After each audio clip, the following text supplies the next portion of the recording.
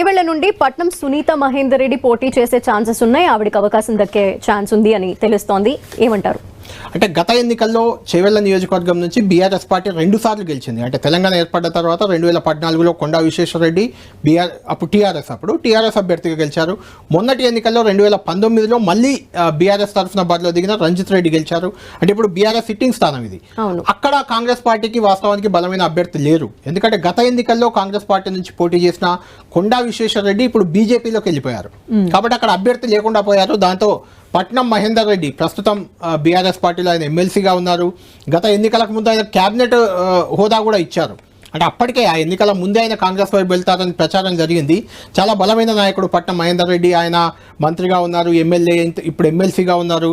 సుంతారెడ్డి కూడా ఇంతకుముందు ఉమ్మడి రంగారెడ్డి జిల్లాకు జడ్పీ చైర్పర్సన్గా ఉన్నారు. ఇప్పుడు వికారాబాద్. ఆ ఫ్యామిలీకి కొంత బలమైన హోల్డ్ ఉంది అక్కడ. ఆయన ఎన్నికల ముందే కాంగ్రెస్కి వెళ్తారని గుర్తించి బీఆర్ఎస్ పార్టీ ఆయన అవసరాన్ని గుర్తించింది. ఒక రకంగా గుర్తించి ఆయన ఏకంగా ఎమ్మెల్సీని మంత్రిని కూడా చేసేసింది. మంత్రిగా ఉన్నారు ఎన్నికల ముందు. ఇప్పుడు ఆయన ఎన్నికల తర్వాత రేవంత్ రెడ్డి కలిశారు, కాంగ్రెస్ పార్టీలో దాదాపు చేరిపోయారు.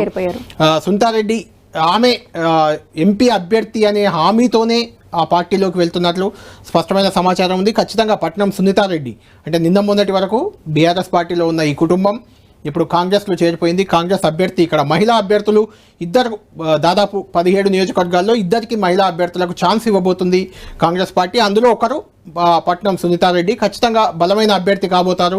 ఎందుకంటే ఇక్కడ నుంచి కొండా విశ్వేశ్వరరెడ్డి బీజేపీ నుంచి బరిలో ఉంటారు. సిట్టింగ్ ఎంపీగా ఉన్న రంజిత్ రెడ్డి ఎలాగూ బీఆర్ఎస్ పార్టీ ఎంపీగా ఉంటారు. కాబట్టి బలమైన అభ్యర్థినే కాంగ్రెస్ పార్టీ ఇక్కడ బరిలో దింపబోతుంది అని మనం ఖచ్చితంగా ఈ పేరును బట్టి అర్థం చేసుకోవచ్చు. ఓకే.